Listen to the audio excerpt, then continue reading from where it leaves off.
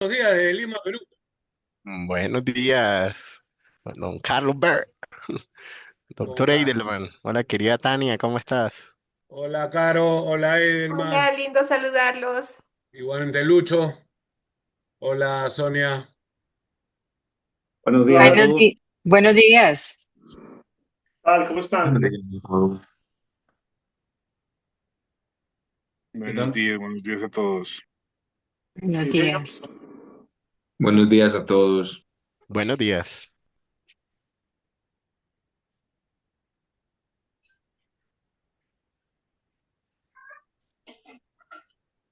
Esperar un minutito más y damos inicio pues a este seminario del Grupo de Trabajo del Seguro de Responsabilidad Civil, agradeciéndoles a todos por unirse muy puntuales.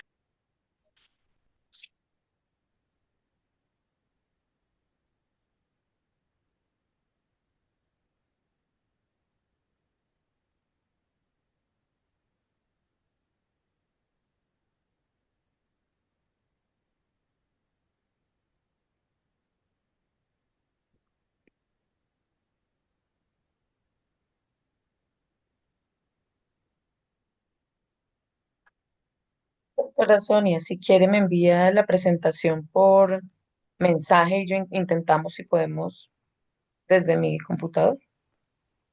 Bueno, ya te la voy a reenviar del mensaje que le envía Jonathan. Entonces ya te la reenvío en caso tal. Pero voy a hacer aquí una prueba mientras que Ah, bien, empezamos. perfecto. A Ah, ver, pero esperen que no tiene los permisos, ya le vuelvo a asignar los permisos.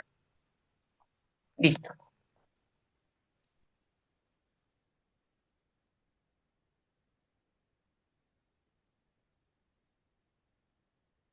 Ah, perfecto. Ahí vemos la pantalla, perfecto. Sí, se puede ver. perfecto. Sí, Listo. Ok. bien. Vale, doctor, perfecto. Bueno, gracias. Un gusto. Bueno, buenos días a todos. Es un gusto saludarlos. Buenas tardes en España. Es un gusto saludarlos a todos y estamos muy agradecidos y complacidos de tenerlos en este espacio. Me presento, yo soy Jonathan Gómez. eh, Trabajo pues en temas de corretaje de seguros, pero también me dedico a los temas académicos y especialmente tengo una vinculación de corazón y de alma con la Asociación Colombiana de Derecho de Seguros y con el Comité Ibero-Latinoamericano de la Asociación Internacional de Derecho de Seguros. Hoy tengo el privilegio de ser el moderador de este espacio en el que contaremos con la participación de destacados eh, colegas y representantes pues de esta industria, de este tema que resulta ser muy apasionante, relacionado pues con los ajustadores o los peritos. Nuestro objetivo el día de hoy es poder compartir algunas ideas que nos van a llevar un poco desde el recorrido de ver desde dónde venimos, dónde estamos y para dónde vamos en esta industria en la que muchos tienen el privilegio pues de honrarnos con su presencia y que son verdaderos referentes a nivel de Latinoamérica e Iberoamérica en general. Sin más preámbulos, pues quiero darle como una breve presentación a quienes nos van a acompañar el día de hoy.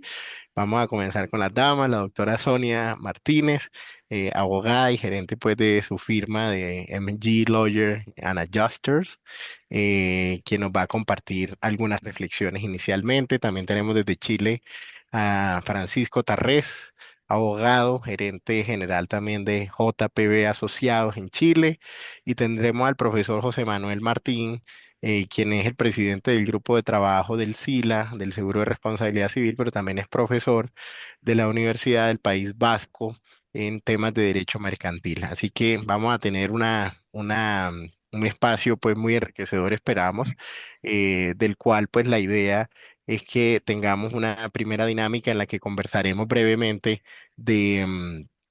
desde cada una de las vistas de nuestros invitados, desde su experiencia, desde su mirada, desde su país, para efectos de, pues digamos, compartir las reflexiones asociadas pues a esta industria. Sin más preámbulo, le doy la palabra a la doctora Sonia Martínez para comenzar con su presentación, y de ahí en adelante pues vamos a generar al final un espacio de conversación en donde les invitamos a todos poder pues elevar sus preguntas y prepararlas, pues ahí tendremos algunas cosas también para conversar a partir de las presentaciones. Entonces, doctora Sonia, usted tiene la palabra y el escenario es suyo. Gracias, Jonathan, y a todos, muchas gracias por esta invitación. Y bueno, pues entro en materia porque el tiempo es corto y la idea es que todos podamos participar. Voy a compartir pantalla con una presentación que tengo preparada. Aquí está. Bueno, la idea es darles a conocer cómo inició los ajustadores de seguros específicamente en Colombia. Entonces, pues no hay una fecha documentada sobre el inicio de la actividad de los ajustadores. Su fusión comenzó a tomar forma en Colombia a medida que el mercado asegurador se expandía, especialmente desde las décadas de 1920 a 1930. En 1924 se crea la Superintendencia Bancaria, que empezó a regular las compañías de seguros, lo que implicó una mayor formalización de los procesos de evaluación de siniestros, incluyendo el papel del ajustador. Hoy en día es Superintendencia Financiera. El rol del ajustador se profesionalizó más claramente en las décadas a finales del siglo XX, con la llegada de compañías de seguros internacionales, especialmente compañías británicas, el desarrollo de las pólizas, también por el desarrollo de las pólizas más complejas y la necesidad de contar con expertos técnicos para evaluar daños y pérdidas. ¿Qué evolución ha tenido el ajustador en todo este tiempo? Pues vemos que al inicio los ajustadores eran ingenieros, contadores, inspectores marítimos o peritos técnicos contratados por aseguradoras inglesas. Con la llegada de aseguradoras británicas también llegan los primeros ajustadores extranjeros por las aseguradoras matrices de dichas compañías. El crecimiento de la industria trae siniestros más complejos como incendios industriales, transporte, maquinaria, y nacen las primeras firmas de ajustadores nacionales. Se ha fortalecido la ética profesional al transcurso de todo este tiempo, la transparencia y la imparcialidad como pilares del trabajo del ajustador. El ajustador se puede constituir como cualquier clase de sociedad comercial cuyo objeto social es la de realizar ajustes de seguros o consultor de seguros. Es una empresa comercial aquí en Colombia. También surge la necesidad de la especialización de los ajustadores,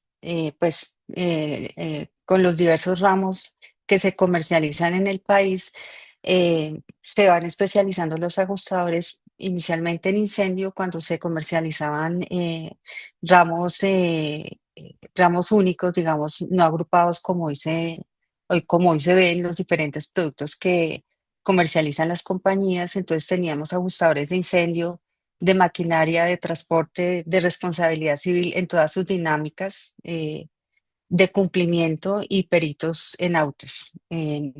Bueno, llegan al país compañías internacionales de ajuste como Crawford, McLaren, Cunningham y hoy en día pues muchas más. El rol del ajustador nacional evoluciona y además de tener los expertos técnicos, cuenta en sus firmas con profesionales expertos en la legislación de seguros para darle un valor integral a sus informes y definir los siniestros acorde a las normas legales que aplican.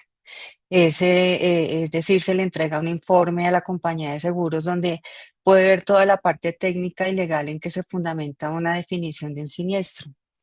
El desarrollo de la tecnología es un apoyo para el ajustador, como el uso de fotogrametría, drones, modelos 3D, georreferenciación.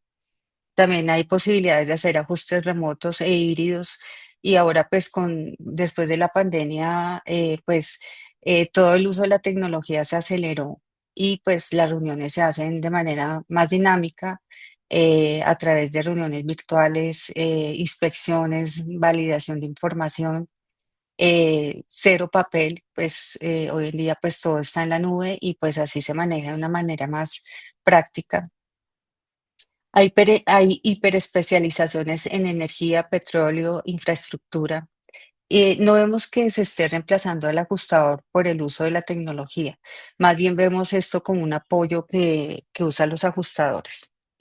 También lo vemos porque en el día a día y en la actualidad, pues el uso de ajustadores es constante. No vemos que haya una disminución de asignación de casos para los ajustadores en el gremio y pues por eso consideramos que es más un apoyo y no un reemplazo. ¿Cómo podemos definir a los ajustadores? Un ajustador de seguros se consolidó como una figura independiente.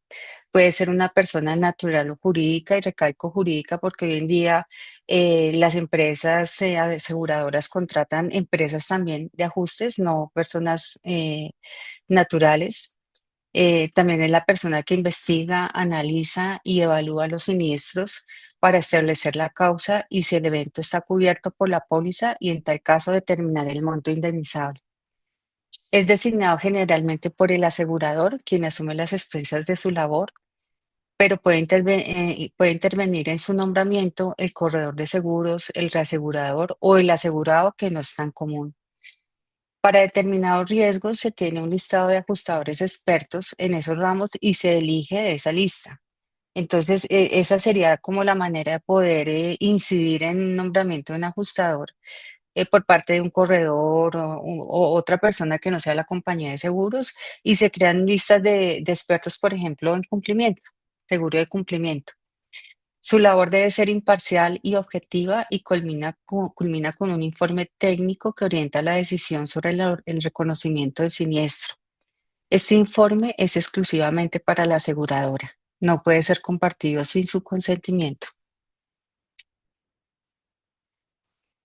¿Qué contiene el informe del ajustador? La función esencial del ajustador es verificar los hechos, analizar la cobertura, cuantificar los daños, determinar los hechos excluyentes de responsabilidad y definir el siniestro sugiriendo objetar por falta de cobertura o recomendar la indemnización correspondiente. El informe de ajuste no obliga a la aseguradora. La decisión sobre cobertura o indemnización sigue siendo de la aseguradora. Esto está sustentado en jurisprudencia de la Corte Constitucional 726 del 2016 y conceptos de la Superintendencia Financiera que cito acá. El informe que produce el ajustador hace parte de los denominados papeles del comerciante. Es un documento privado. La aseguradora no está obligada a compartir el informe de ajuste y generalmente no lo hace, salvo que un juez se lo ordene. Esas es políticas de las compañías de seguros. ¿Qué responsabilidades tiene el ajustador en su tarea? Pues una primera responsabilidad es investigar el siniestro, verificar las circunstancias, constatar el siniestro, las condiciones de la póliza, solicitar y verificar pruebas, validar hechos o circunstancias excluyentes de responsabilidad, pero pues cuando inicia su labor con una asignación donde generalmente le entregan el aviso de siniestro y la póliza. De ahí en adelante tiene una tarea pues titánica, digo yo, porque es determinar las circunstancias del siniestro, hablar con las partes contractuales de contrato de seguro, ya sea tomador, asegurado, beneficiario, que en algunos casos es la misma persona, en otros son personas diferentes, como en el seguro de cumplimiento o responsabilidad civil extracontractual. Verifica qué evaluación técnica y económica debe hacer, ¿sí? Entonces, dependiendo del objeto del contrato, pues dentro de los documentos que solicitas una inspección técnica donde estén las partes del contrato de seguro y contractuales para que pues dicha inspección se haga de manera transparente y ahí pues es donde puede utilizar herramientas tecnológicas para lograr que su inspección tenga un radio más alto de conocimiento y pues emite un primer informe preliminar a la compañía de seguros donde están, pues establece qué se garantizó, cuál es la causa, en dónde queda el riesgo afectado y las gestiones que hace y posiblemente pueda emitir en ese informe preliminar una sugerencia de reserva. lo puede hacer con base en el conocimiento de los hechos, pero si los hechos son escasos para tener un conocimiento más amplio, puede sugerir según la política de la compañía de seguros, se determinan de pronto algún porcentaje sobre el riesgo en exposición. En los informes finales pueden haber informes de avance y también informes finales dependiendo pues la duración del siniestro, pues que hay siniestros de cola larga que le llamamos como los siniestros de cumplimiento, donde pueden demorarse pues más de un mes, 2 meses, 3 meses y pues mucho más. Entonces en esos escenarios pues la compañía requiere estar informada de lo que está sucediendo y pues el ajustador es el doliente del caso y hasta su definición. Em, Tenemos que, pues, debe haber una independencia e imparcialidad, debe ser neutral sus conceptos, debe haber confidencialidad tanto de la documentación que aporta el asegurado o el contratista tomador de la póliza en los casos de cumplimiento de responsabilidad civil extracontractual. También puede ser llamado como testigo en procesos judiciales. Pues recordemos que la presentación de un aviso de siniestro es extrajudicial y la compañía de seguros tiene el deber, de acuerdo a la ley en Colombia, artículos 1077 y 1080 del Código de Comercio, debe atender el siniestro de manera extrajudicial, no necesita intermediarios. La compañía de seguros, al nombrar un ajustador, lo que hace es facilitar la labor de la formalización del reclamo que está en cabeza del asegurado. La normatividad aplicable es la contenida en el título quinto del Código de Comercio y demás leyes y decretos que lo hayan modificado o adicionado o que apliquen al riesgo garantizado. Por ejemplo, en los contratos estatales donde la legislación es particular o en las empresas de servicios públicos que también tiene en Colombia una regulación específica. Siempre dentro de la normatividad aplicable debe revisar las condiciones generales y particulares de la póliza que aplica al contrato o al objeto asegurado. Y pues esas condiciones generales es ley para los contratantes, según también la ley en Colombia. Al final, pues los informes que emite el ajustador deben ser neutrales y objetivos, ya que pues una decisión errónea, equivocada por favorecer a alguna de las partes, pues puede acarrear un gran error a su cliente, que es la compañía de seguros. Bueno, pues aquí considero que es importante diferenciar entre un ajustador y un perito en Colombia. Pues considero que son dos figuras diferentes. La función del ajustador es gestionar integralmente un siniestro, desde la investigación hasta la recomendación de objetar o indemnizar, que se materializa en un informe, mientras que el perito es un experto técnico en un área específica: ingeniería, criminalística, avalúos, automotores, incendios, y su objetivo es emitir un dictamen pericial. El perito puede ser inclusive contratado por el ajustador como apoyo para definir un tema específico de responsabilidades. Por ejemplo, en un contrato, en una póliza de cumplimiento donde se haya garantizado un contrato de una vía, una infraestructura, y haya problemas de estabilidad de obra, pues se dan a la tarea de contratar un perito experto en concretos, un ejemplo, que determine si hubo una falla en en esas especificaciones técnicas, que se vuelven más científicas. Bueno, regulación del ajustador. Bueno, los ajustadores de pérdidas o ajustadores de siniestro no se encuentran sometidos al control y vigilancia de la Superintendencia Financiera.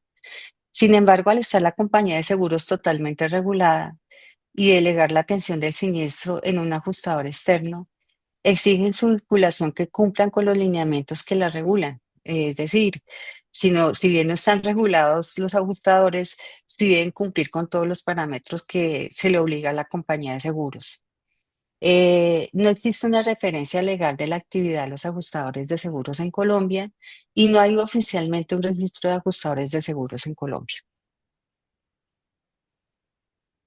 ¿Qué importancia tiene el ajustador en la actualidad?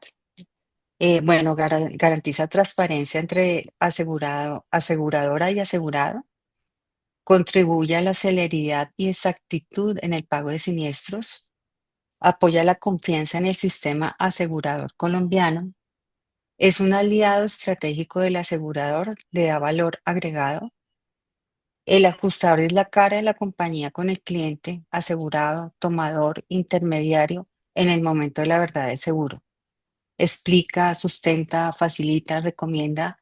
Inclusive hay compañías de seguros que en la actualidad no le llaman ajustadores, sino facilitadores. Les cambió el nombre porque considera que es más ayudarle a apoyar al asegurado en el proceso de definición de un siniestro, que es el momento de la verdad. Lo repito porque pues es donde se materializa el seguro.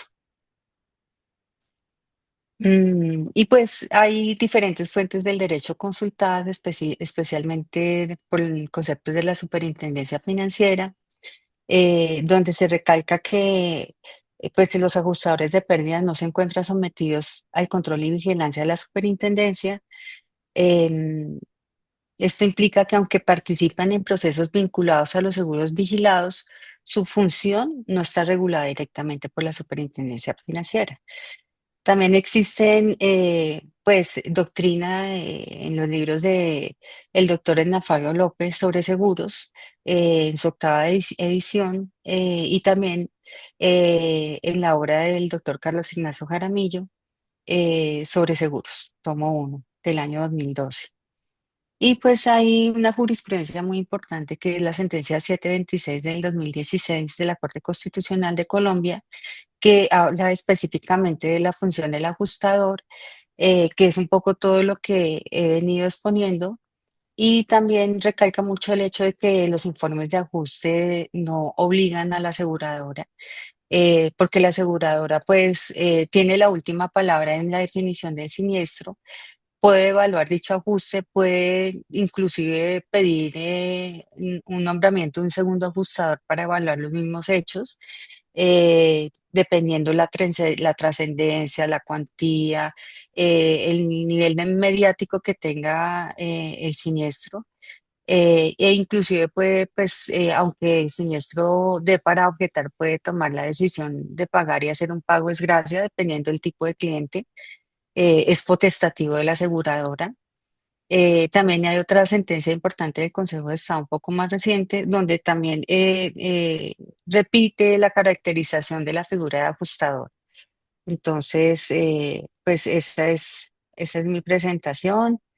Eh, Cedo la palabra y pues atenta a la mesa de trabajo que podamos hacer en esta sesión. Muchas gracias, doctora Sonia, Con mucho por gusto. este recorrido pues que nos ha hecho pues de todo el ejercicio de los ajustadores en Colombia. Creo que destaco de su presentación como tres mensajes.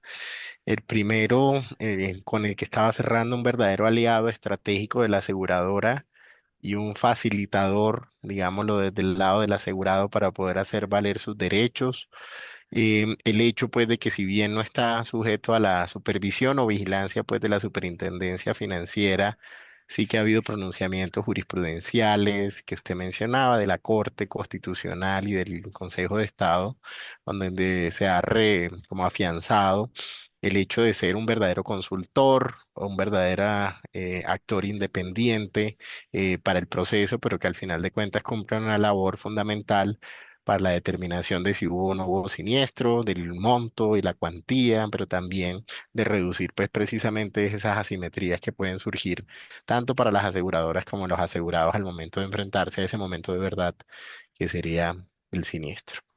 Muy bien, muchas gracias, doctora Sonia, por su presentación y le paso la palabra pues a Francisco Tarrés de Chile para que presente pues un poco las reflexiones desde la ley chilena eh, alrededor de esta materia.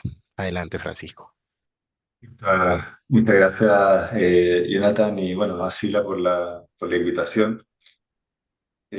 Voy a compartirles pantalla. Quiero ver si ustedes me avisan si ven la presentación. Creo que sí. Sí, ya está saliendo. ¿Cierto? Ya, Ya perfecto. sale. Sí. Bueno, lo primero que quería comentarles en estos, bueno, 20 minutos o 15 minutos, que bueno, la verdad es que no hay mucho tiempo, pero el desafío, tal como conversábamos ayer en la reunión de coordinación, es poder concentrar un poquito la experiencia que tenemos en Chile. Chile, bueno, un país que como todos saben es un país bastante siniestrosо, tenemos terremotos, tenemos incendios forestales, tenemos una larga costa, lo que implica también marejadas, tenemos volcanes, tenemos desde hace algunos años también fuertes vientos. El año pasado la capital fue azotada por un temporal de viento que dejó bastante daño. Y bueno, posterior a cada uno de estos grandes eventos, pensemos en el año 85, pensemos en el terremoto del 2010, siempre surgen nuevas normativas. Chile es un país tremendamente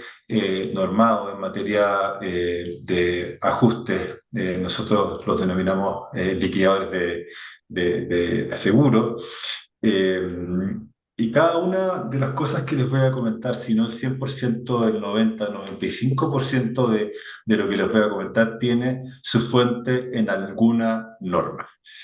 Eh, como normativa aplicable, les puedo comentar que hay algunas referencias a la liquidación o ajuste de pérdida desde el año, bueno, la norma en realidad es del 31, de 1931, pero los ajustes de pérdida o liquidación de seguros aparece un poco después de la experiencia del terremoto del 85. Tenemos normas que tenemos que mirar en el Código de Comercio, que si bien no hacen referencia a la liquidación de seguros, sí hacen referencia, por supuesto, al contrato de seguros que el liquidador tiene que mirar muy de cerca, por lo que les voy a comentar posteriormente. Y el principal cuerpo normativo modificado después de la experiencia del terremoto del 2010, fue el Decreto Supremo 1055, que data del año 2012, y en adición tenemos un ente fiscalizador, también normativo, también cumple funciones normativas, que es la Comisión para el Mercado Financiero, que viene a reemplazar la Superintendencia de Valores y Seguros por ahí por el año 2017-2018. Quisiera mostrarles la definición o cómo define el Decreto Supremo 1055 la figura del liquidador, porque de esta definición podemos extraer muchas características de lo que tenemos hoy día. Y como les digo, esto está establecido en nuestros artículos. Dice que somos personas naturales o jurídicas, es decir, podemos constituirnos como empresas, pero también pueden haber personas naturales que, sujetos a un procedimiento de inscripción, cada liquidador debe estar inscrito, debe cumplir con requisitos que van desde poder acreditar intachable conducta económica, algunos estudios de enseñanza media básicas, digamos, pero finalmente tienen que acreditar conocimientos en materia de seguros, rindiendo un examen bueno, que le imparte la propia superintendencia actual, Comisión para el Mercado Financiero, que se da donde sea. Deben registrarse entonces esta superintendencia y pueden ser, y esta palabra es importante, contratadas por una compañía de seguros. ¿Bien? Partimos de la base que son las compañías de seguro las que nos contratan, lo cual no obsta a una declaración de independencia que vamos a ver un poco más adelante. Si bien la compañía de seguro nos contrata, paga nuestros honorarios, la ley nos reconoce independencia. ¿Y para qué nos contratan? Principalmente son tres las funciones que por normativa debemos cumplir. Primero, debemos investigar la ocurrencia del siniestro, es decir, saber si el siniestro o establecer si el siniestro efectivamente ocurrió y por qué ocurrió. Porque ese por qué ocurrió nos va a dar la causa del siniestro para pasar al siguiente punto, que es determinar si estos cuentan o no con cobertura en la póliza. ¿De acuerdo? Tenemos una función de investigación, tenemos una función de análisis contractual, porque la normativa también nos llama a analizar el contrato y establecer si este contrato ampara o no este riesgo que que ocurrió. Y finalmente también tenemos una función de ajuste donde debemos establecer o determinar el valor de la indemnización si es que ésta procede pagar. Tenemos un montón de obligaciones, no voy a ahondar acá, nos faltaría tiempo para aquello, pero principalmente las obligaciones están dadas para garantizar el cumplimiento de estas tres funciones que les acabo de señalar. Tenemos que proponer medidas urgentes para mitigar las pérdidas, nuevamente investigar las circunstancias de siniestro, además tenemos que establecer cuál es la relación de responsabilidad que tiene el asegurador de cara a un riesgo, a una materia asegurada, es decir, establecer si el monto asegurado que se contrató es o no concordante o equivalente al verdadero valor del bien, con lo cual tenemos que establecer si existe o no infraseguro, lo que nuestra normativa denomina como la regla de la proporcionalidad. Análisis de perjuicio, identificación incluso de terceros responsables. En nuestro informe de liquidación nosotros tenemos que indicar en Chile si existe un tercero responsable en contra de quien la compañía con posterioridad al pago pueda subrogarse los derechos del asegurado y finalmente acudir, ¿cierto? Y demandar a quien considera responsable. Se trata de una subrogación legal que está en nuestro Código de Comercio, que en virtud del pago la compañía de seguro puede, ¿cierto?, accionar en contra del tercero responsable. Y la normativa nos llama a nosotros a determinar. Habitualmente, ¿sí? Bueno, a alguien se le prende el micrófono. Finalmente, bueno, debemos contar con planes de contingencia, somos un país catastrófico, la normativa nos obliga a tener planes de contingencia en caso de siniestros catastróficos que afecten un número importante de personas o de materias aseguradas. Algunas otras obligaciones que son más, digamos, secundarias. Parece que hay alguien que tiene... Perdón, Rodolfo, te muteé porque había poco Ya. de ruido. Luego, tenemos que informar a las partes si existen algunas dificultades en la realización de nuestro trabajo, también a la Comisión para el Mercado Financiero, domicilio conocido, tenemos que tener plataformas que permitan a las partes conocer los estados de sus siniestros, en fin, una serie de obligaciones. Como tenemos obligaciones, también tenemos un montón de prohibiciones, cosas que no podemos hacer, ¿ya? Adicionalmente, también hay algunas inhabilidades que impiden a ciertas personas de determinados rubros ejercer la actividad de la liquidación. Y eso es ex ante, digamos, antes de que un liquidador logre conseguir este nombramiento por parte de la comisión, hay algunas inhabilidades, como por ejemplo los corredores de seguro no pueden ser a la vez liquidadores de seguro. Los gerentes o representantes de compañías tampoco pueden ser liquidadores de seguro. Hay algunas otras como los martilleros públicos o los agentes de aduana, en fin, hay algunas inhabilidades. Pero ya en el ejercicio de su función, los liquidadores de seguro, hay ciertas conductas que no podemos realizar y principalmente se han establecido en protección de posibles conflictos de interés. Es decir, el liquidador no puede ajustar pérdidas o llevar procesos de liquidación en razón del parentesco y ahí, bueno, hay alguna distancia con los grados de consanguinidad, etcétera. Eso está regulado.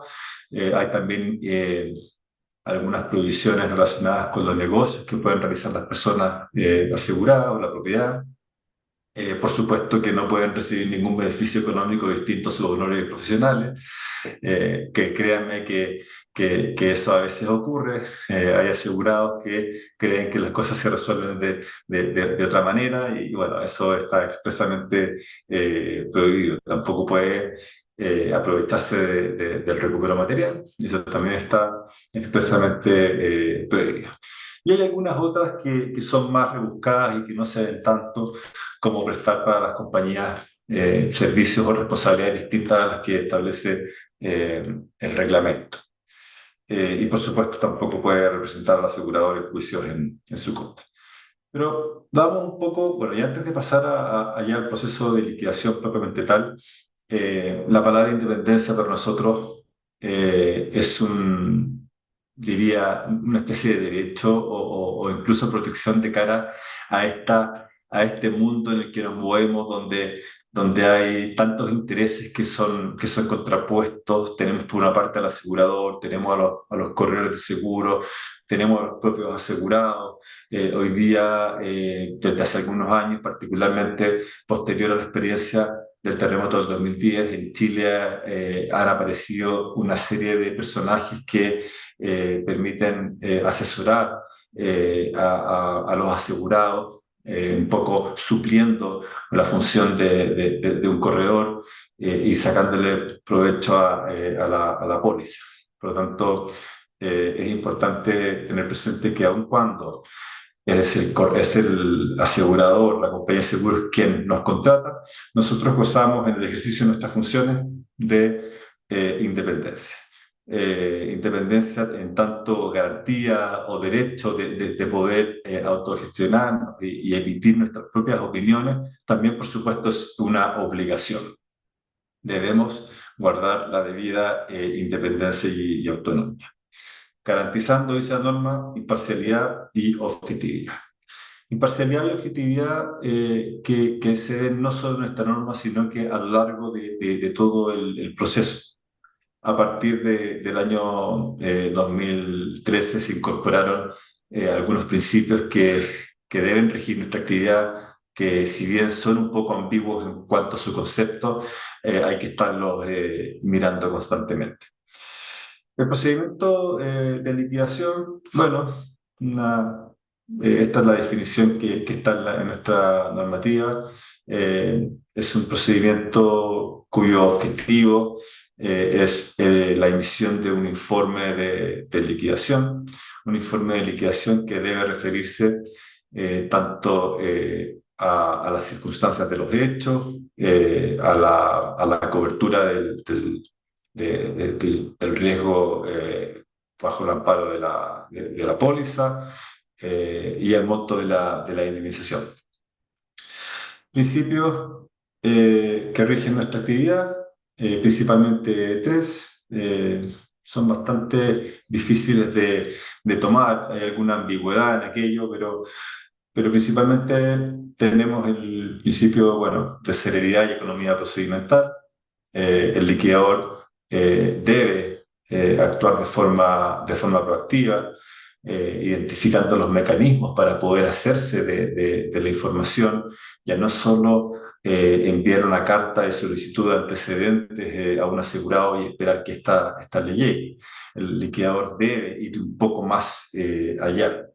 Se ven situaciones en que muchas veces los propios ajustadores de pérdidas se acercan a las empresas, ingresan a los sistemas, obviamente con el permiso de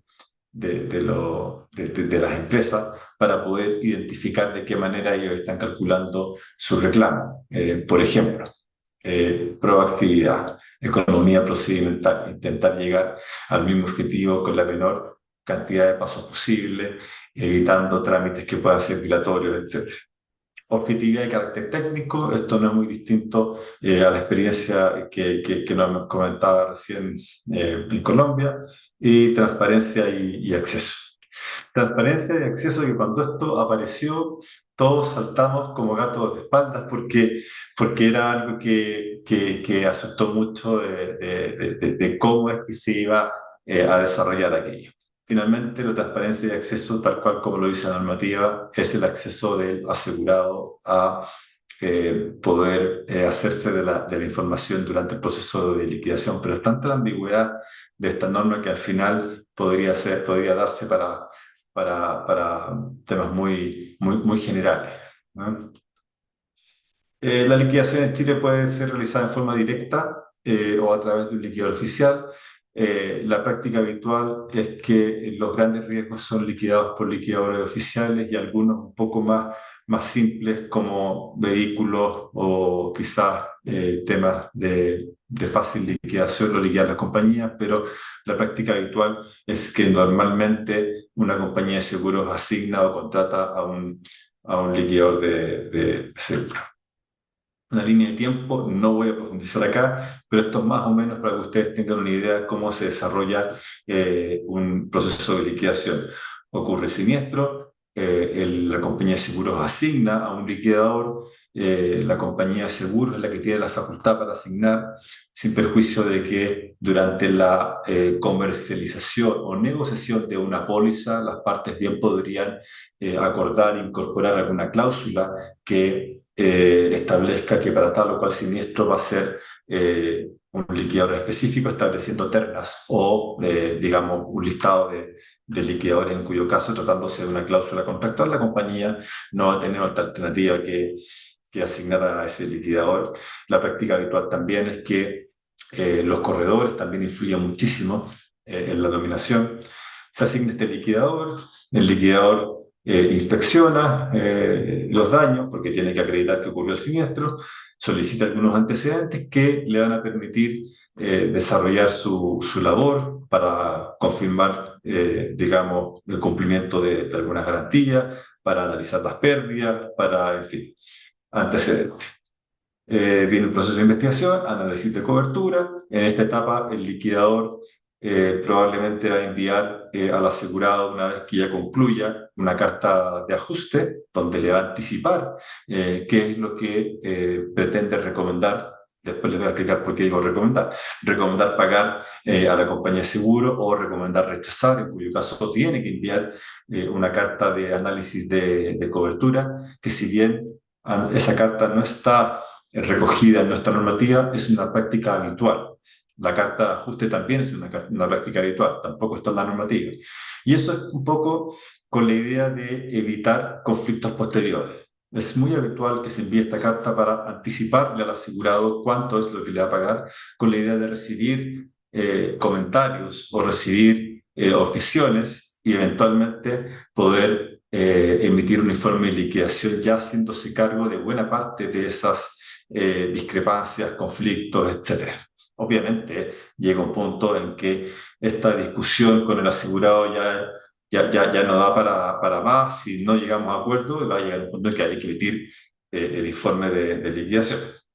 Informe de liquidación que también está muy normado. Ya vamos a ver después que estamos obligados a incorporar una serie de antecedentes que no es que nos lo pida la compañía de seguro, no es que nos lo pida el broker, no, está en la norma. Tenemos que hacerlo porque si no lo hacemos, incurrimos en un incumplimiento y eventualmente podemos ser objeto de algún tipo de sanción. Tenemos plazos también para el proceso. La regla general es de 45 días. Esta también es una novedad a partir del 2013. Antiguamente la regla general era 90 días. Hoy día tenemos 45 días, con algunas excepciones de riesgos que suelen ser un poco más sofisticados, un poco más complejos y donde los tiempos son distintos. Cuando hablamos de una prima superior a 100 UF, estamos hablando de montos un poco más altos, pensando en que son pólizas que probablemente tomen empresas. Ahí sí tenemos 90 días. Ahora, existen prórrogas. Eventualmente y por causa justificada, el liquidador puede informar que va a prorrogar el proceso de liquidación por el mismo plazo que ha sido establecido. En la regla general, 45 días, y cuando son 90 días más. Y si la causa sigue siendo justificada, la verdad es que no hay límite para emitir prórroga, mientras se mantenga la justificación.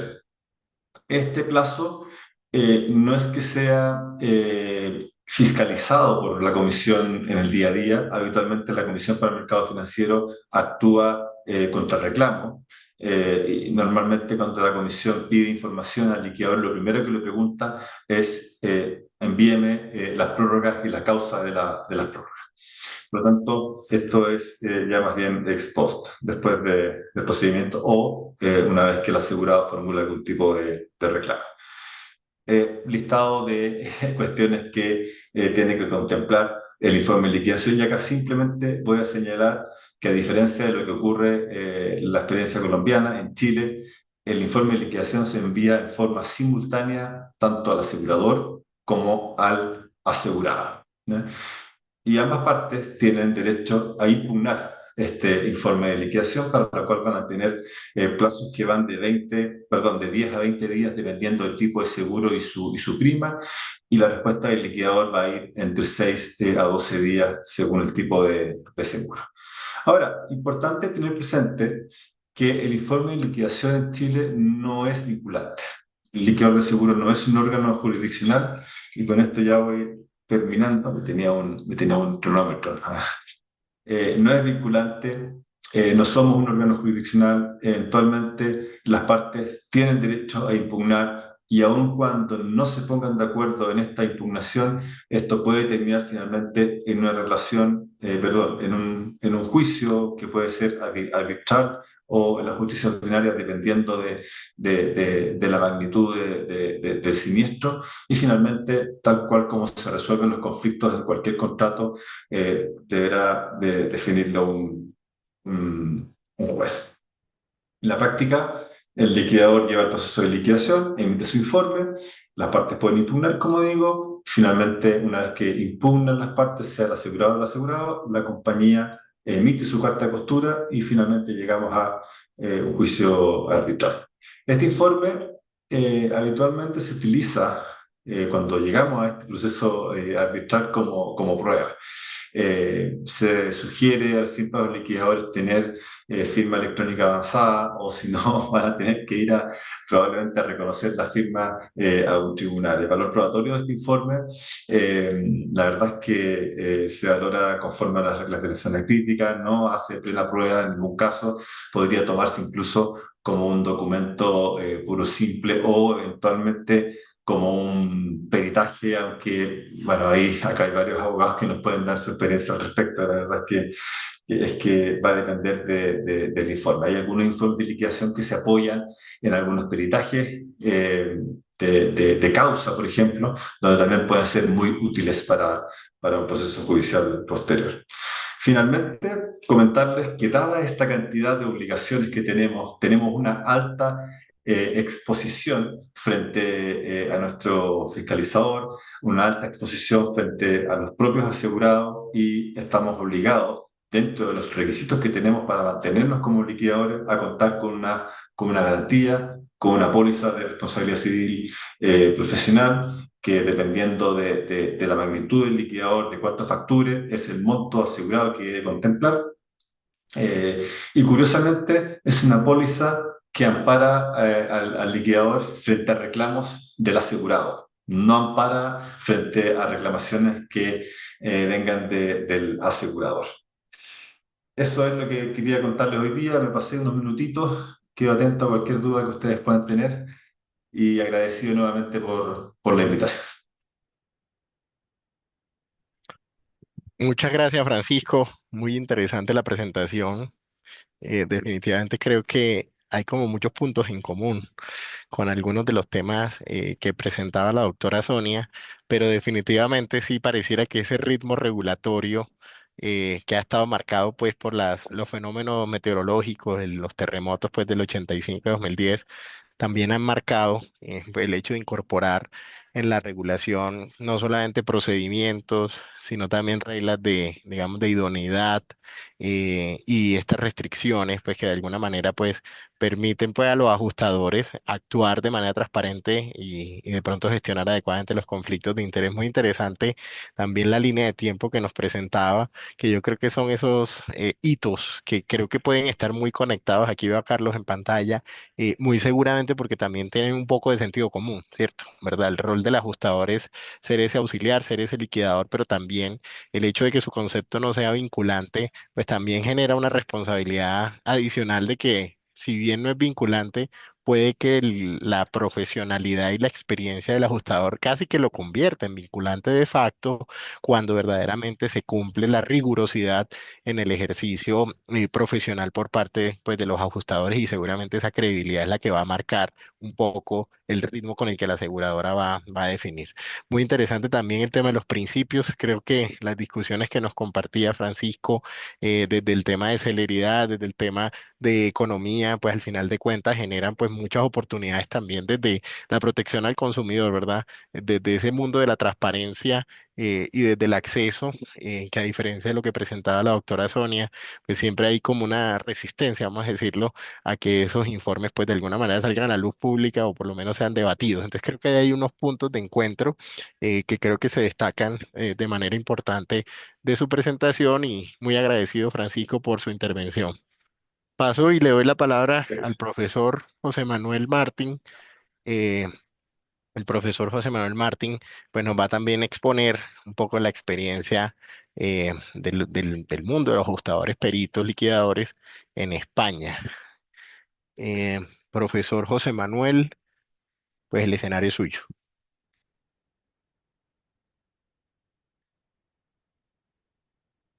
No veo al profesor José Manuel acá. Creo que el profesor José Manuel no nos acompaña. Eh, Siendo así, pues si quieren, les propongo que abramos un poco el debate y la conversación con las presentaciones, doctora Sonia y Francisco, que ustedes nos han hecho aquí.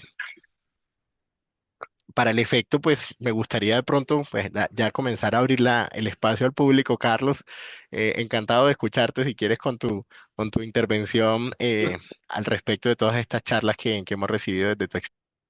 Gracias, gracias, Jonathan. Bueno, primero felicitar a Sonia y a Francisco por la exposición. Y sí, simplemente complementar desde nuestra experiencia personal como ajustador de seguros en Perú, tenemos muchas cosas similares. A notar que a diferencia de Chile perdón, a diferencia de Colombia, al igual que Chile, el ajustador de seguros, sea persona natural o persona jurídica, en Perú sí está supervisado por la superintendencia de banca y seguros. Necesitamos tener un registro específico como ajustador de seguros autorizándonos a ejercer esa profesión o esa labor independientemente de la profesión inicial que tengas. En caso seas persona jurídica, el representante legal, el CEO, el gerente general, como se llame, tiene que tener autorización de la superintendencia como ajustador para poder trabajar como CEO de este ajustador. Nuestros reportes no son vinculantes por una razón muy simple. Siempre ha sido un tema maniqueo, ¿quién paga los honorarios del ajustador? Los pagan normalmente la compañía de seguros, los deberían de pagar las dos partes, lo debería pagar un fondo, no se sabe. Ese es un gran misterio por resolver. Y por eso no son vinculantes, porque en una eventual controversia, en un proceso judicial, la compañía de seguro lo que va a decir es, oye, yo tengo un auxiliar que me apoyó. Lo importante y rescatable de todo esto, y con eso Francisco debe coincidir conmigo, porque nos conocemos largos años, este, la idea es que el ajustador no es parte antagónica, ¿no es cierto?, en el proceso de un siniestro. El ajustador lo que tiene que buscar es ser el amigable componedor, entre comillas, pero siendo honesto, profesional e independiente y muy técnico, estableciendo causa del siniestro, si esa causa encuentra cobertura en la póliza y luego de encontrar ese match, preparar una propuesta de liquidación para que las dos partes acuerden una indemnización. Esa es básicamente la idea. Nada, gracias por este tiempo y qué lindo verlos y que esto se repita. Muchas gracias, Carlos. Bueno, Tania, adelante, por favor. Hola, gracias. Felicidades, Francisco. Gusto conocerte y escucharte. Y lo mismo, Sonia. Mi nombre es Carol Hidalgo. Yo soy desde Bolivia. Yo soy corredor de seguros, pero por muchos años he sido también ajustador. Como siempre digo, yo empecé a trabajar a los 2 años para que no calculen la edad. Ujú. Bien, simplemente para complementar los conocimientos, que de eso creo que se trata la mesa también, comentarles que acá en Bolivia los ajustadores son parte de lo que la norma los denomina auxiliares de seguro. Sí están alcanzados por la norma, son supervisados, tienen que cumplir procedimientos, tiempos y formas. Y lo que sí no tienen es la póliza de responsabilidad civil. Acá los únicos a los que se les obliga esa póliza es a los corredores de seguros, que es hasta $1 millón de valor asegurado, y a los corredores de reaseguros, que es hasta $2 millones como valor asegurado. Pero los corredores no. Sí también tenemos el mismo problema de quién paga a quién, ¿no es cierto?, en respecto de la contratación de los ajustadores. Sin embargo, normalmente lo hace la aseguradora, pero también carga los honorarios al siniestro. Entonces, como que entra dentro de la siniestralidad del asegurado.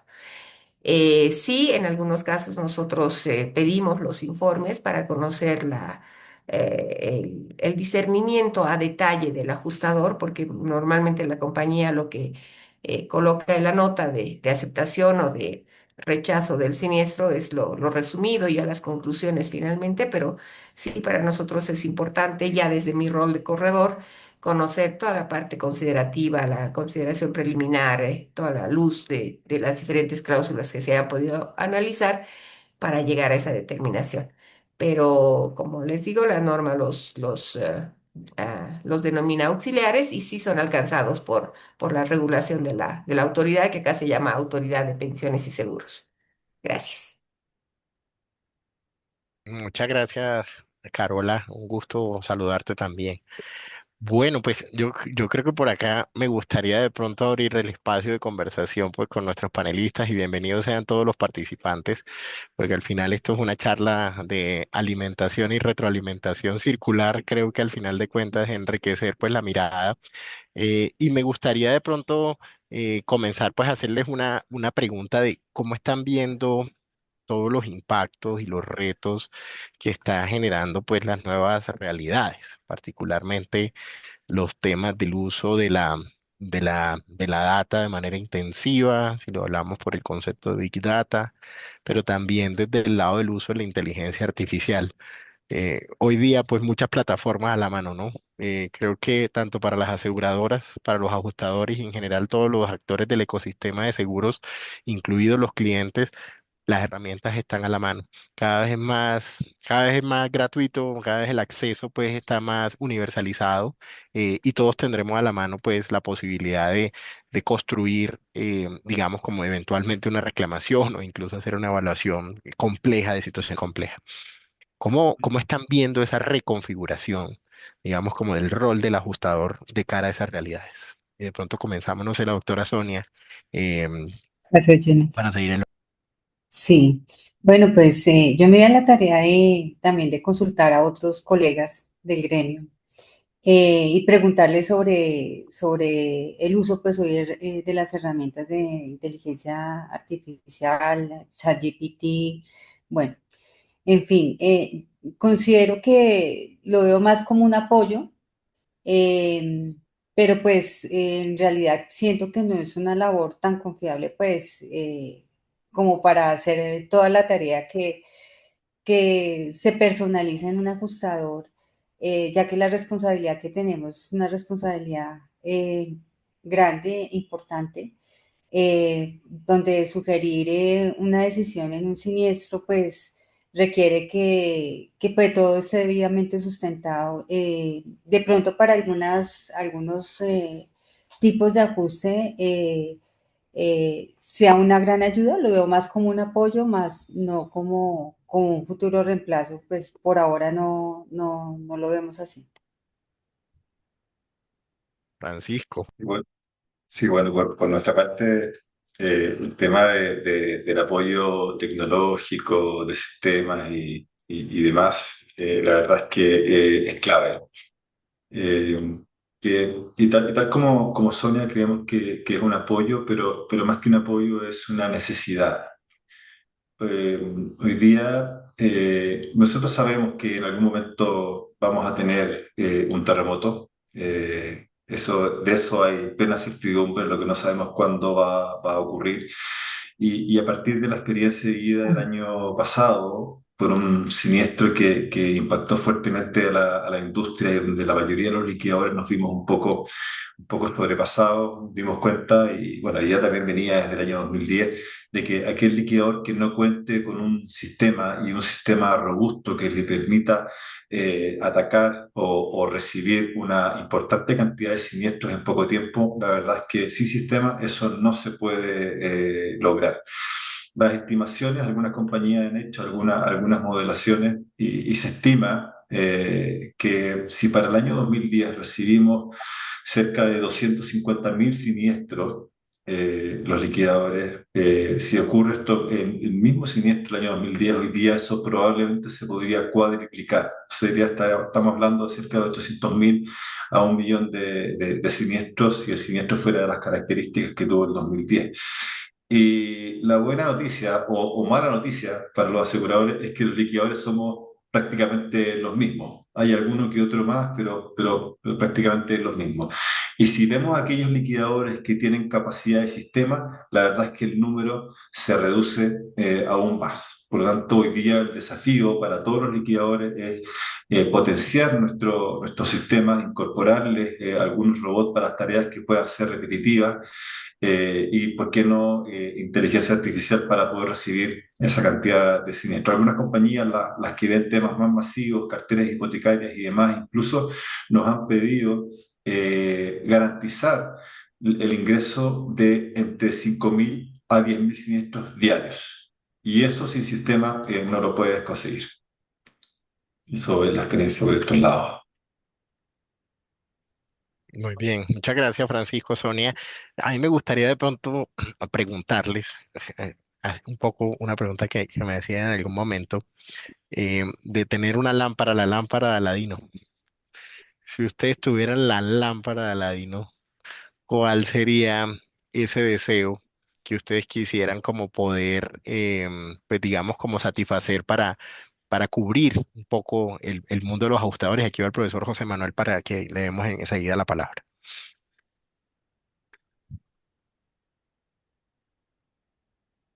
La pregunta para cualquiera de los dos. Ah, José Manuel. No, Sí, Francisco, adelante, José Manuel, Mm, Sonia. no, adelante, yo hablé mucho, espero José Manuel que se incorpora. sí, muy buenas tardes. Muchísimas gracias, por supuesto, por la invitación para participar en este encuentro. Disculpas porque me acabo de conectar ahora mismo. Casi que me he perdido una parte de la introducción. He oído la parte relativa a la lámpara de Aladino. En relación con los peritos ajustadores, era la pregunta. Señor profesor José Manuel, y como introducción, pues ya para que usted pueda hacer su presentación, de pronto la pregunta, anticipándola, es si tuviera la posibilidad de que se hiciera realidad un deseo para efectos de, digamos, sumar al trabajo de los ajustadores o peritos, ¿qué sería ese deseo que usted quisiera como su... Bien, nosotros la problemática, que era mi idea, aproximar la problemática que tenemos aquí en España o donde entiendo yo que se podría efectivamente formular algún deseo, es en materia de regulación. Es decir, en nuestro caso, la preocupación del sector es sobre todo la existencia de una desregulación, la falta de control administrativo de esta profesión, una profesión que es muy necesaria teniendo en cuenta que el contrato de seguro está presente en las actividades empresariales, en las actividades que realizamos como personas de nuestro día a día, sin necesidad de llevar a cabo una actividad empresarial, y se echa en falta una cierta regulación eh, para, bueno, pues para evitar un intrusismo profesional que al menos aquí en España es una preocupación. Nosotros partimos de la base de la existencia de una regulación anterior, una normativa que después queda derogada y esa normativa pues actualmente no existe con el detalle de lo que existía con anterioridad y en ese sentido plantea pues algunos inconvenientes en lo que es la actividad diaria para acreditar que el profesional cumple con los requisitos necesarios para llevar a cabo su actividad como perito experto en el ámbito de los seguros, ¿no? Este sería el deseo. No se trata tampoco de hacer una reserva de actividad y evitar la liberalización del sector, etcétera, sino de establecer unos mínimos para que clientes, compañías de seguros, los propios jueces, las propias juezas puedan tener la certeza de quien se presente como perito de seguros tenga esa cualificación, tenga realmente esos conocimientos técnicos sobre la materia en la que va a intervenir. Ese sería a modo de introducción o presentación. No sé si Si era esta un poco la idea de intervenir a partir de preguntas.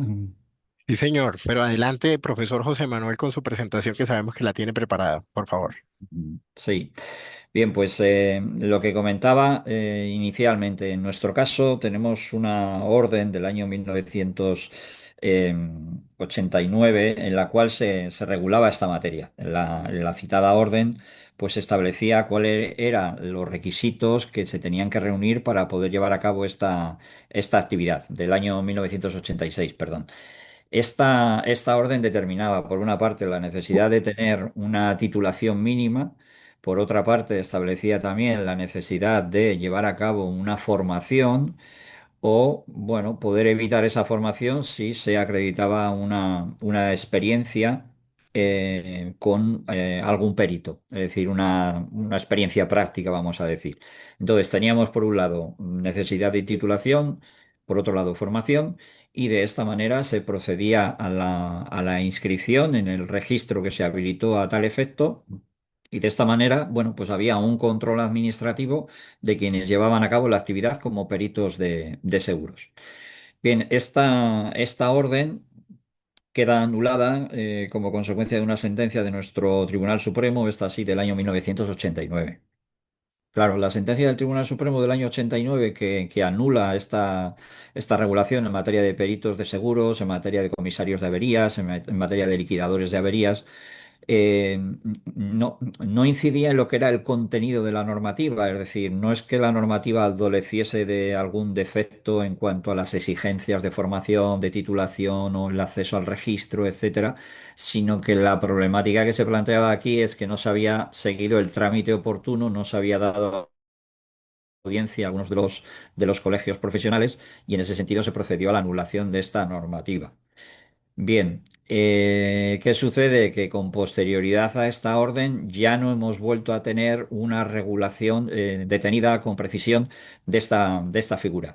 La figura sí que está prevista en la normativa general en materia de ordenación, supervisión, solvencia, en materia de entidades aseguradoras y reaseguradoras, y tanto en la ley como en la normativa de desarrollo, pero lo que establece esta normativa es simplemente la previsión de la figura como tal, la función que desarrolla, pero no contempla la exigencia de una titulación, no contempla la exigencia de un acceso a un registro, no contempla un control administrativo de la figura.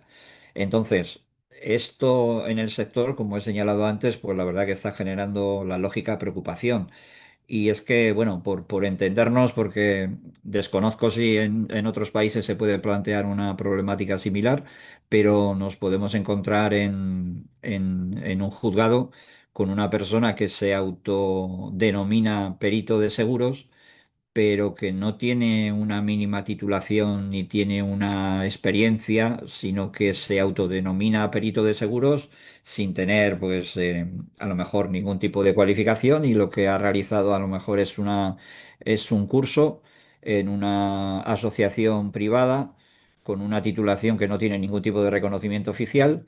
Y bueno, pues a lo mejor el juez pues, o la jueza insiste en determinar, bueno, y cuál es su formación y cuál es su cualificación, y es cierto que en este caso estas personas también, pues en ocasiones, digo por entender un poco la situación, pues llegan a lo mejor a molestarse por el hecho de que, bueno, ellos ya tienen ese documento donde se les autodenomina como, o se les denomina como peritos, y no tienen que llevar a cabo esa acreditación porque la normativa legal no les exige esa titulación, esos conocimientos, etcétera.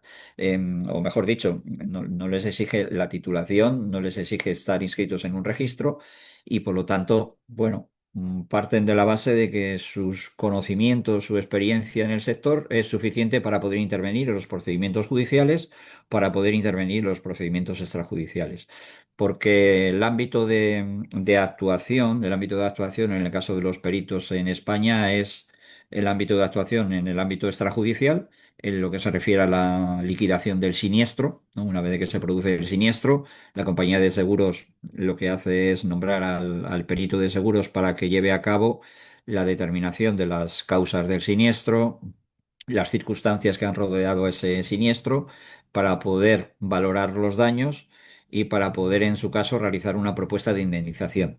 Esa intervención, vamos a decir, es una intervención extrajudicial. En todo siniestro, en principio se intenta una solución amistosa y esa solución amistosa pasaría pues por este procedimiento extrajudicial de liquidación del siniestro. Por otra parte, la intervención de los peritos se puede producir también en el ámbito judicial. En el ámbito judicial puede venir determinado principalmente por dos elementos o por dos circunstancias. Por una parte, nos podemos encontrar con que la intervención se realiza en la medida que no hay una solución amistosa entre las partes y por lo tanto designan diferentes peritos, no se ponen de acuerdo y hay que proceder a nombrar un tercer perito, no se ponen de acuerdo. Ese dictamen pericial, en todo caso, es susceptible de impugnación judicial. Es decir, esa vía extrajudicial, en principio, si hay acuerdo, estupendo, pero si no hay acuerdo, se va a poder acudir a la vía judicial. Es decir, no se cierra la vía judicial en ningún caso. Y por otra parte, además de que no exista a lo mejor ese acuerdo en la resolución amistosa del siniestro, también es posible que el juez recabe la intervención de perito judicial en cualquier ámbito relacionado con los seguros, porque considera necesaria la intervención de un experto para que, bueno, dictamine, ¿no?, sobre las causas del siniestro, sobre la valoración de los daños. Por lo tanto, intervención extrajudicial, intervención por otra parte en vía judicial. Y la intervención en vía judicial puede ser porque lo solicitan las partes o porque lo solicita directamente el juez, el órgano judicial. En cuanto al valor, ¿no? Al valor que puede tener el dictamen del perito de seguros, del perito que interviene en estos procedimientos judiciales, pues lógicamente, en nuestro caso al menos, el valor siempre es mayor cuando la designación ha sido realizada por el juez a través de los listados correspondientes que faciliten las asociaciones o en su caso los colegios profesionales. Se procede a la designación. Si la designación ha sido realizada por el juez, se entiende que ese dictamen va a ser imparcial y por lo tanto el juez normalmente lo que hace es ajustarse al dictamen que emite el perito que ha sido designado por el juez. Pueden intervenir también por designación de las partes. Las partes pueden aportar sus propias periciales y también se entiende que son imparciales, pero bueno, en ocasiones ya sabemos que si alguien paga el dictamen pericial, pues a lo mejor en ocasiones no es tan imparcial. La profesión y las normas deontológicas exigen que sea imparcial, pero bueno, en ocasiones pues a lo mejor no existe tanta imparcialidad o al menos desde el punto de vista del órgano judicial, eh, tienden a dar más valor al dictamen emitido por el perito designado directamente por el órgano judicial, sin perjuicio de que efectivamente lo pueden aportar las partes y el juez considerar que con lo que aportan las partes es suficiente. Por lo tanto, tenemos una intervención vinculada al ámbito de resolución de la controversia que se produce una vez que tiene lugar el siniestro en el ámbito extrajudicial. Tenemos también la actuación en el ámbito judicial. La problemática o la preocupación que principalmente yo quería trasladar aquí es que tanto la intervención extrajudicial como judicial carecemos de una regulación. Y bueno, en un trabajo que recientemente hemos realizado para una de las asociaciones, en este caso para APCAS, pues sí que hemos considerado que sería necesario establecer un mínimo de regulación del sector y establecer un mínimo en con lo que se refiere a la necesidad de formación y un mínimo de control a través de la Dirección General de Seguros. La Dirección General de Seguros está habilitada para poder establecer esa regulación mínima. No lo hace partiendo de la base de que hay una liberalización del sector y en ese sentido pues nos encontramos con esta situación en la cual bueno, de alguna forma se produce ese intrusismo profesional o esa falta de homogeneidad en cuanto a los requisitos que se tienen que cumplir para que alguien lleve a cabo esa labor pericial. Por lo que se refiere a la responsabilidad, la responsabilidad de los peritos como profesionales, bueno, la podemos diferenciar en los ámbitos tradicionales, en toda profesión. En este caso tenemos una responsabilidad partiendo del contrato privado que pueda existir con la compañía de seguros o con el cliente de la compañía de seguros, normalmente una responsabilidad contractual como consecuencia de incurrir en algún tipo de negligencia en la prestación de su servicio, en la emisión del informe.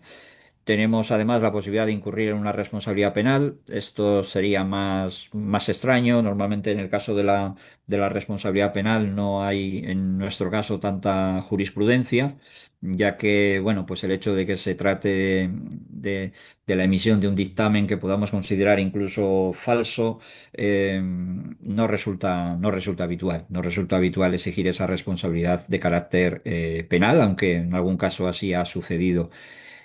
Podríamos encontrarnos, además de la responsabilidad civil, la responsabilidad penal, una responsabilidad de carácter disciplinario, una responsabilidad disciplinaria en el sentido de que las asociaciones establecen su propia autorregulación. He comentado previamente que no hay una regulación general en este ámbito, pero sí que hay autorregulación por parte de las asociaciones. Las asociaciones establecen sus propios códigos deontológicos y el incumplimiento de estos códigos deontológicos permite a las asociaciones sancionar a sus asociados.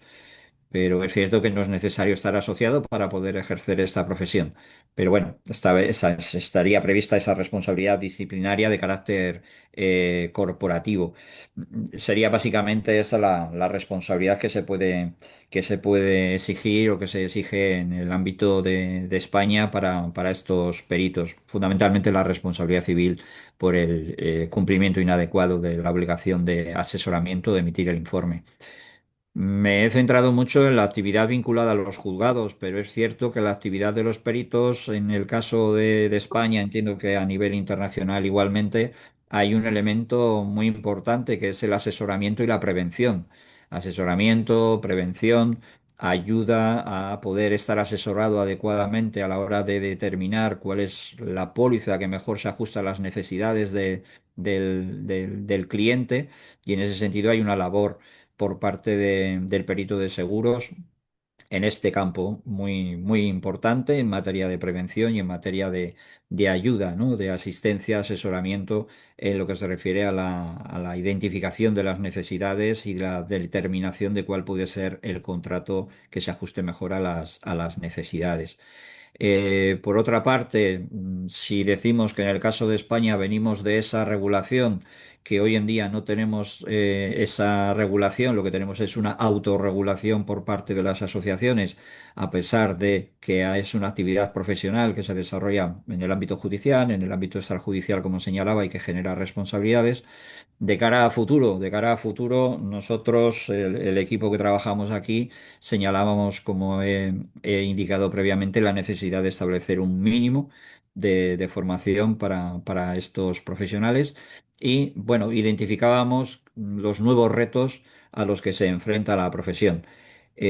Como todas las profesiones, la irrupción de la inteligencia artificial, de la robótica, del big data, de las nuevas tecnologías, es una realidad que afecta en mayor o menor medida a todas las profesiones.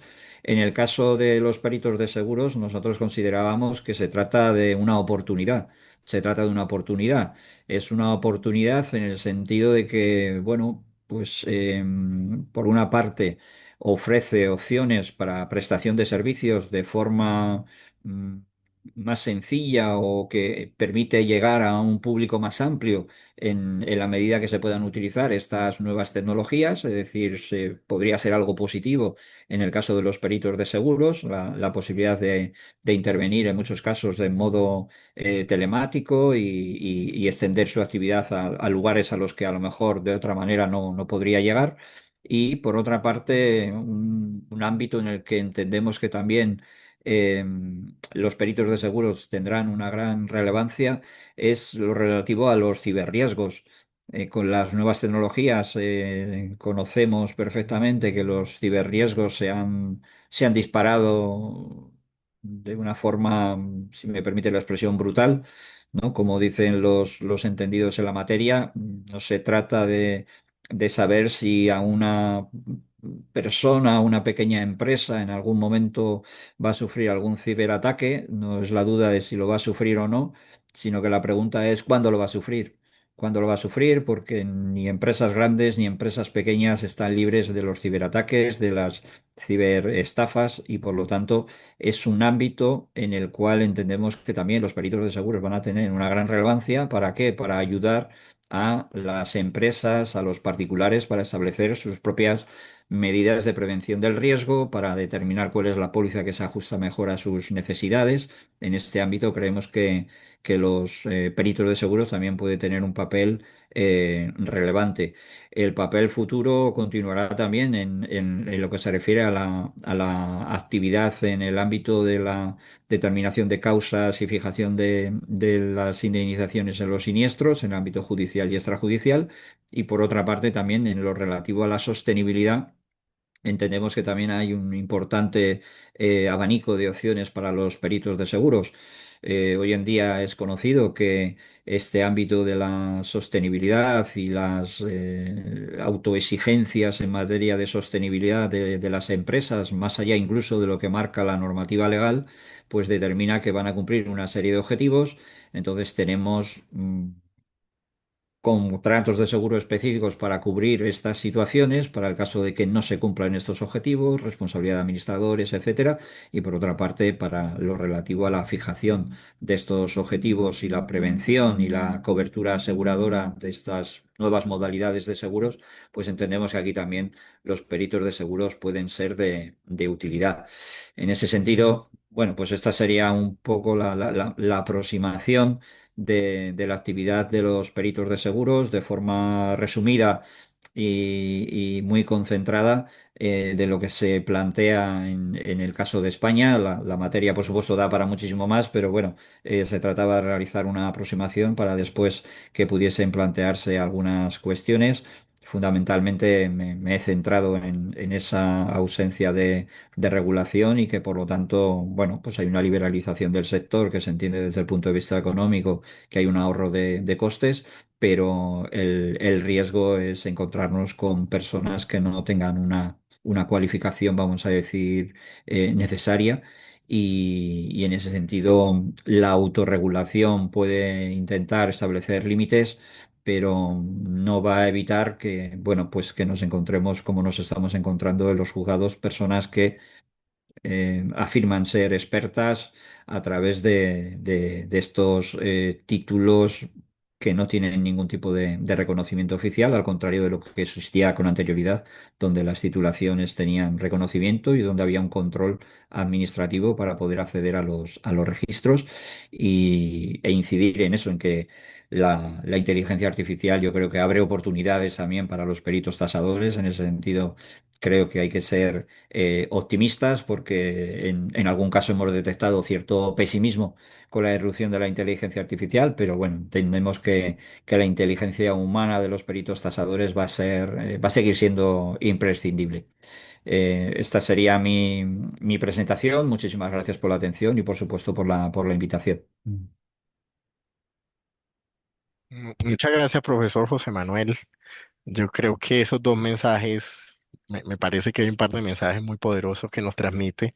Creo que lo importante que es la regulación o autorregulación, pues digamos, de que los actores tengan algún nivel de profesionalidad e idoneidad.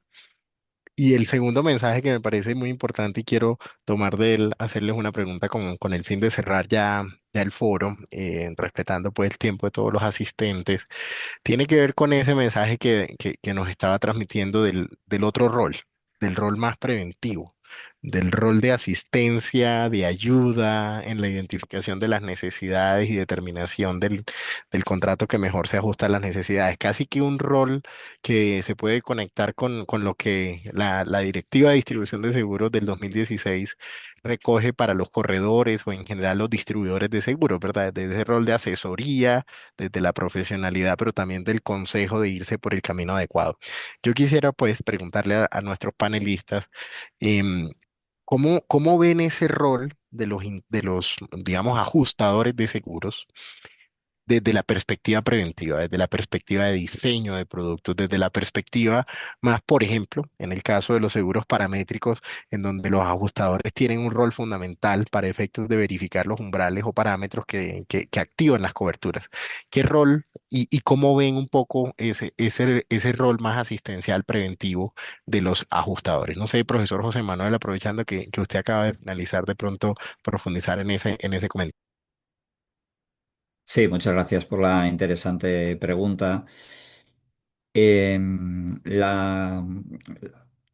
que la actividad de los peritos de seguro siempre la vinculamos con el siniestro y con la actuación posterior al siniestro. Y efectivamente, pues tradicionalmente así ha sido y así sigue siendo, ¿no? La intervención necesaria para, bueno, determinar posibles causas, identificar las circunstancias que después van a afectar a la determinación de la indemnización e incluso la posibilidad de adoptar alguna solución o alguna medida de prevención o de contención de las consecuencias del siniestro y, por supuesto, la hipotética indemnización que corresponda en su caso, ¿no?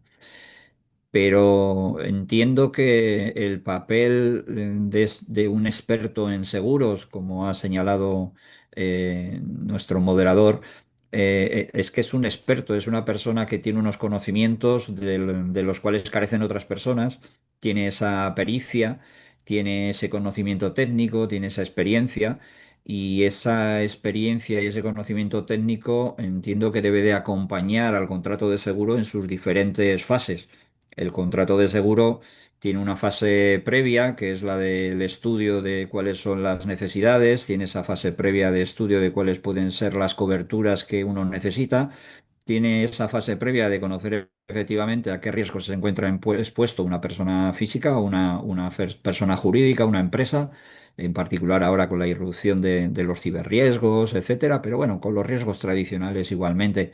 En ese sentido, ese conocimiento técnico, esa experiencia, entiendo que es de una gran valía para efectivamente, bueno, poner ya soluciones a los problemas antes de que lleguen. No vamos a esperar a posteriori, vamos a anticiparnos y vamos a perfilar una póliza adecuada, ¿no? Porque es conocido en la práctica que, bueno, un buen asesoramiento después evita muchos problemas, ¿no? De decir, bueno, pues yo pensaba que con esta cobertura estos riesgos estaban perfectamente cubiertos y a lo mejor no, a lo mejor resulta que no están tan cubiertos como uno creía o existen diversas cláusulas o limitaciones para la aplicación de las cláusulas, sublímites de la cobertura aseguradora, etcétera. Entonces, yo creo que ese ámbito de prevención, asesoramiento, acompañamiento en la fase previa se me antoja imprescindible sin obviar la necesaria intervención posterior, ¿no? Pero yo creo que resuelve muchos problemas. Entiendo, personalmente, sí. Muy bien. Voy aquí a respetar pues quienes levantaron la mano, profesor José López Oliva. Bueno, muy buenos días, buenas tardes por allá en España. Muchísimas gracias. Bien interesante el conversatorio, el panel. Doctor José Manuel Martín, me parece bien interesante el tema y me incentiva a investigarlo, el tema de la responsabilidad contractual de el existente entre el asegurador y el ajustador, ¿no? O el que acompaña, bueno, el facilitador en el proceso del pago del siniestro. Es muy común en Colombia eh, generar tensiones o se generan tensiones derivadas precisamente de liquidación de perjuicios. Si es el dañador, es el Estado, si el dañador es un particular. La misma inseguridad jurídica ha sido promovida por las altas cortes en el sentido de liquidar los perjuicios, siendo, por ejemplo, el dañado, el beneficiario contractual o subcontractual de la póliza, un niño a quien se le genera una parálisis cerebral permanente o una niña, sentencia de este año, donde se le ordena el pago de una indemnización aproximada de $300.000. Y en otra situación se ordena el pago de la indemnización de $40.000. Esa es la proporción que genera tensiones inclusive, insisto, por la misma Corte Suprema de Justicia o por el Consejo de Estado. La pregunta concreta es, ¿qué tan común es, por ejemplo, que un ajustador, basándose en los fallos del Tribunal Supremo Español o nuestra Corte Suprema de Justicia, se genere o se inicien esas acciones por responsabilidad contractual porque el ajustador liquidó de manera inadecuada un lucro cesante futuro y demás, y se objete el pago del siniestro por parte del asegurador y como consecuencia de eso se ordene posteriormente el pago del siniestro y posteriormente se pague 5 o 6 veces más como consecuencia de esa impericia o de esa imprudencia por parte de ese ajustador de seguros. Por eso me llamó mucho la atención el tema de la responsabilidad contractual del asegurador y el ajustador de seguros. Y muchas gracias.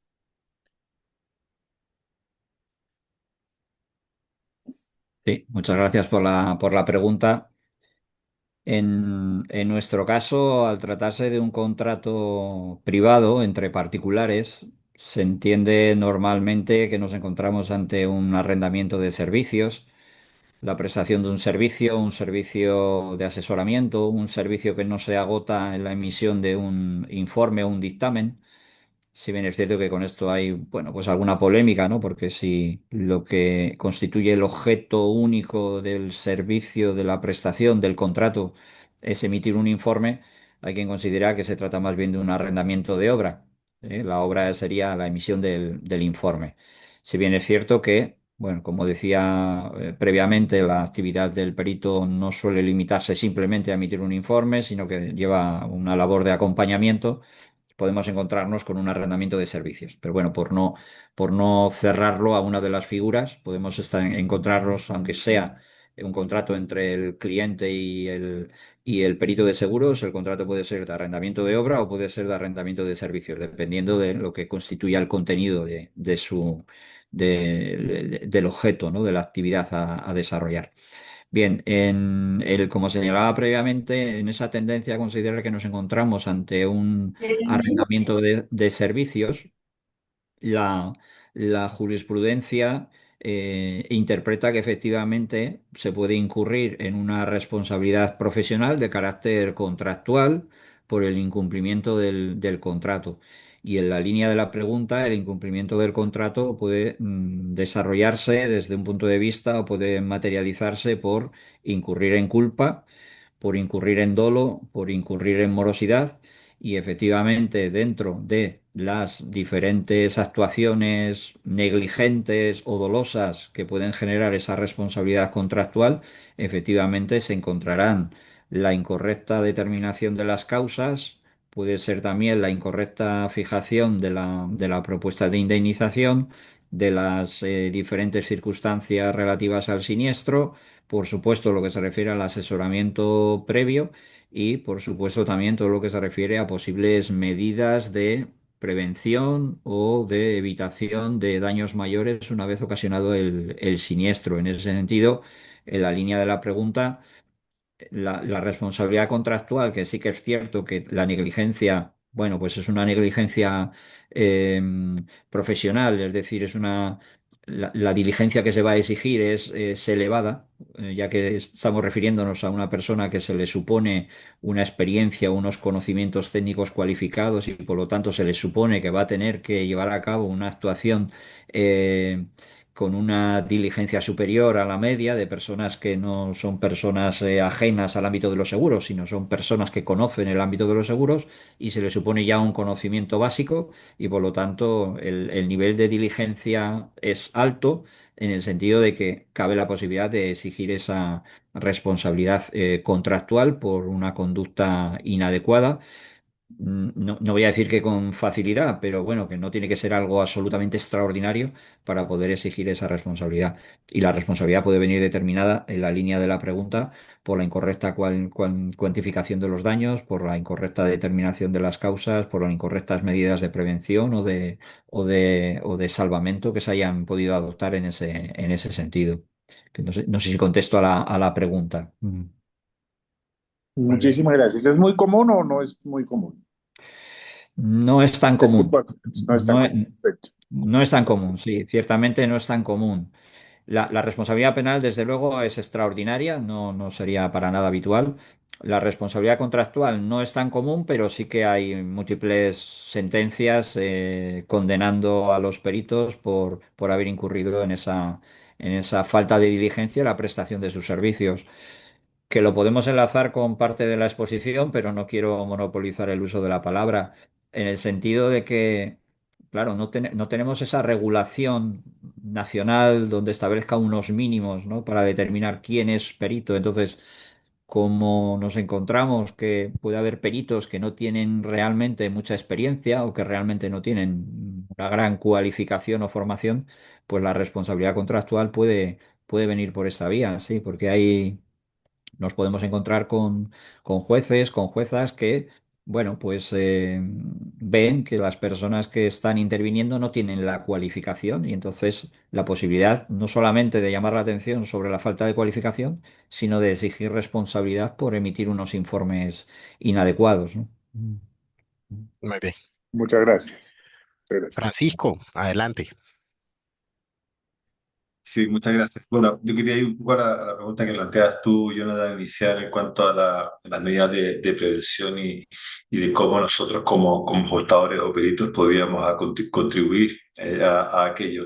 Mira, yo creo que como peritos, como ajustadores, liquidadores, o sea, que nos llamemos en los distintos países, no somos del todo conscientes de lo valioso que es nuestro rol, en el sentido de la experiencia que tenemos de cara a una infinidad de casos, una infinidad de causas. Entonces yo creo que es muy importante poder contribuir, transmitir esa experiencia a través de capacitación. Cada siniestro es un aprendizaje adicional y de cada siniestro se pueden obtener lecciones. Es muy común, por lo menos acá en Chile, que las oficinas de ajustadores prácticamente son la escuela de la industria. Tú puedes encontrar ex liquidadores en compañías de seguros, en brokers de reaseguro, incluso en importantes compañías aseguradas que tienen departamentos de siniestro. Por lo tanto, es muy relevante. Y dos pequeñas cositas como acotaciones. La primera, muy breve, es ofrecerle a José Manuel un poco de regulación chilena. Se la regalamos, si quiere. ¿Ah? Y lo segundo es tomar un poco las palabras de Carlos cuando él mencionaba que los ajustadores de pérdida éramos amigables, componedores, y que es muy cierto. La verdad es que junto con lo técnico que debemos ser los ajustadores de pérdida, los liquidadores, yo creo que el proceso de ajuste de pérdida es el arte del manejo de las expectativas. Finalmente, más allá de lo técnico, es muy relevante el manejo de las expectativas en orden a lograr un acuerdo entre las partes, asegurador y asegurado, a fin de evitar conflictos posteriores. Yo creo que eso es muy relevante. Así que muchísimas gracias de nuevo por la invitación. Magnífico, Francisco. Carlos. Gracias. Sí, gracias, Francisco. José Manuel, lo que pasa es que encuentro un poco una contradicción, porque si bien es cierto, la labor del ajustador o del perito es acompañar, ayudar a determinar causa, y no, además nuestra opinión no es vinculante, por lo menos en esta región, en esta parte de la región, mal podríamos estar sujetos a un tema de responsabilidad. O sea, yo no puedo ser sujeto de una sanción por dar una opinión, punto número uno. Ahora, obviamente, si hablamos que en una investigación se determina que dolosamente yo he dañado la expectativa o el derecho del asegurado o del asegurador, porque puedes actuar para cualquiera de los dos lados, ¿no es cierto? Si es que no eres serio, profesional e independiente, yo ahí sí estoy de acuerdo en que podrías tener algún tipo de responsabilidad. Pero cosa curiosa, y con esto termino, más allá de agradecer el panel, en Perú estuvimos al principio de la legislación normados y regulados con que los ajustadores teníamos que tener una póliza de responsabilidad civil profesional. El problema es que nadie la vendía. Y si querías manejar un siniestro importante, digamos, por encima de $1 millón, tenías que tener una póliza de mínimo $2 millones. Y nadie la vendía. Entonces, eso con el tiempo se cambió, gracias a Dios, hicimos algunas gestiones a nivel regulador y desde hace un par de años ya no tenemos la obligación de tener una póliza de responsabilidad civil profesional en Perú, los ajustadores y peritos de seguros. Sí los corredores, por supuesto que sí las compañías de seguros. Nada, con eso, agradecerle a José Manuel por su tiempo y su experiencia, a Sonia y a Francisco, como siempre, y a mi querido Jonathan, siempre es un placer verlo y aprender con ustedes. Bien, y bueno, yo creo que para cerrar, doctora Sonia. Gracias. Sobre la pregunta de prevención en los siniestros, ¿qué podemos hacer los ajustadores? Pues les cuento que en Colombia, en algunos riesgos o pólizas como la póliza de cumplimiento a favor de entidades particulares o a favor de entidades estatales, se tiene instituido por varias compañías de seguros la prevención del riesgo o mitigación del siniestro. Y esto lo hacen o directamente y también a través de ajustadores, donde hacemos el seguimiento a los contratos, llamamos a las partes, ponemos de acuerdo a las partes si hay lugar a ello. También el hecho de que la compañía de seguros esté presente frente a un posible incumplimiento logra acuerdos donde también puede intervenir la compañía de seguros directamente, por ejemplo, en un seguimiento a un contrato de obra, donde pues se ha generado un poco de desconfianza entre las partes, pero pues el estar y el mediar la compañía de seguros y hacerlo a través de ajustadores, logra que finalmente los contratos se cumplan y pues evitan el siniestro en su totalidad. Obviamente que sobre todo en siniestros de cuantías representativas, también donde el cliente también es importante para la compañía por sus vinculaciones o diferentes vinculaciones.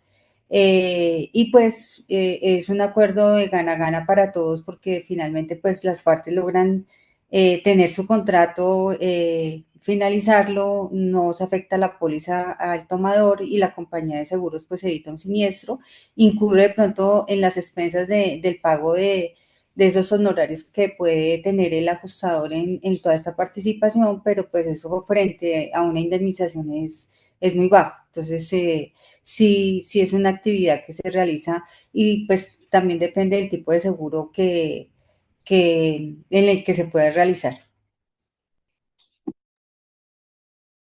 Muy bien. Muchas gracias, doctora Sonia, Francisco, profesor José Manuel, a todos los presentes por la participación en este foro.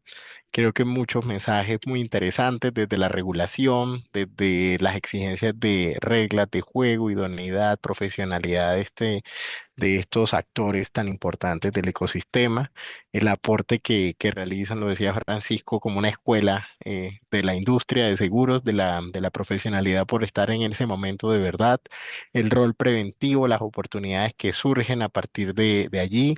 Así que creo que hay un montón de reflexiones que quedan como para este escenario, los debates de responsabilidad no tan comunes quizá todavía, pero que seguramente a medida que va evolucionando el tiempo, cada vez mayores, sobre todo con la incorporación de todas las tecnologías, la intervención humana o no en dichos procesos, que creo que son esas tendencias y retos que nos va a ir marcando pues las dinámicas pues de la realidad. De parte pues del Comité Ibero Latinoamericano, un agradecimiento especial a todos, especialmente a nuestros ponentes, nuevamente el profesor José Manuel, Francisco, la doctora Sonia y a todos quienes nos han acompañado a lo largo de este foro. Que tengan una feliz resto de día, de tarde y de noche en España. Muchísimas gracias. Gracias a todos. Pues, Encantado, muchas gracias a todos. Que Muchas tengamos gracias. día. Muchas Gracias, un gracias gusto. y Adiós, les pido adiós. disculpas porque yo tenía notado que empezábamos a las 4 de la tarde, podía ser hora de España, pero creo que Tranquilo, hemos comenzado antes, ¿verdad? Sí, tranquilo, profesor. Pero estuvo bárbaro igual. Gracias. sí. Muchas Muchas gracias. gracias, Bueno, disculpas. gracias. Chao. Gracias, chao.